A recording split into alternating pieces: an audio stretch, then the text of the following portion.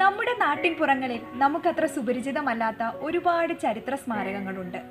പഴമ കൊണ്ടും പാരമ്പര്യം കൊണ്ടും ചരിത്രം കൊണ്ടും ഭൂപ്രകൃതിയുടെ മനോഹാരിത കൊണ്ടും വളരെ യുണീക്കായിട്ടുള്ള ഒരു ഹിസ്റ്റോറിക് മോണ്യുമെന്റിനെ നമുക്കിന്ന് പരിചയപ്പെടാം. റിസർവ് വനത്തിനുള്ളിൽ സ്ഥിതി ചെയ്യുന്നതും വർഷത്തിൽ ഒരിക്കൽ മാത്രം ആളുകൾക്ക് സന്ദർശനാനുമതി ഉള്ളതുമായ ഒരു ക്ഷേത്രം, അതാണ് നമ്മൾ ഇന്ന് കാണാൻ പോകുന്ന മംഗളാദേവി കണ്ണകി ക്ഷേത്രം.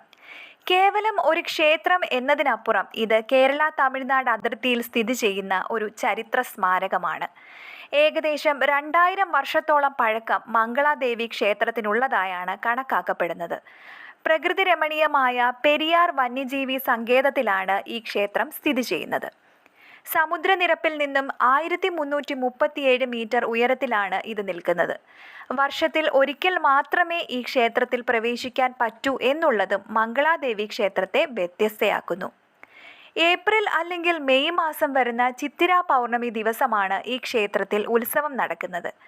കേരളവും തമിഴ്നാടും സംയുക്തമായാണ് ഉത്സവത്തിന്റെ നടത്തിപ്പ്. കണ്ണകി ദേവിക്ക് പ്രതിഷ്ഠിക്കപ്പെട്ടിട്ടുള്ളതാണ് ഈ ക്ഷേത്രം. കേരളത്തിലെ തന്നെ ഒരേയൊരു കണ്ണകി ക്ഷേത്രം എന്നാണ് ഇത് കരുതപ്പെടുന്നത്.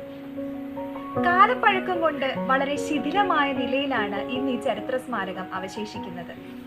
കണ്ണകിയുടെ ചരിത്രം നമ്മളെ കൊണ്ടെത്തിക്കുന്നത് സംഘകാലഘട്ടത്തിലേക്കാണ്. കുറച്ചുകൂടി വ്യക്തമായി പറഞ്ഞാൽ സംഘകാലഘട്ടത്തിലെ സിലപ്പതികാരം എന്ന കൃതിയിലാണ്.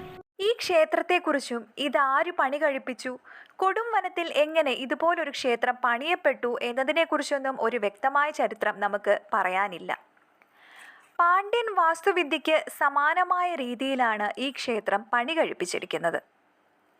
പൊട്ടിപ്പൊളിഞ്ഞ ക്ഷേത്രവും ക്ഷേത്രത്തിനുള്ളിലെ രഹസ്യ തുരങ്കവും ഈ ക്ഷേത്രത്തിൻ്റെ കാലപ്പഴക്കവും വാസ്തുവിദ്യയും ക്ഷേത്ര നിർമ്മിതിക്കായി ഉപയോഗിച്ചിരിക്കുന്ന ചെത്തിയ ഗ്രാനൈറ്റ് കല്ലുകളും പ്രകൃതി മനോഹാരിതയുമെല്ലാം ഒരുപാട് ചരിത്ര ഗവേഷകരെയും പുരാവസ്തു ഗവേഷകരെയും സഞ്ചാരികളെയും അതിലുമുപരി ഒരുപാട് ഭക്തരെയും ഇവിടേക്ക് ആകർഷിക്കുന്നു.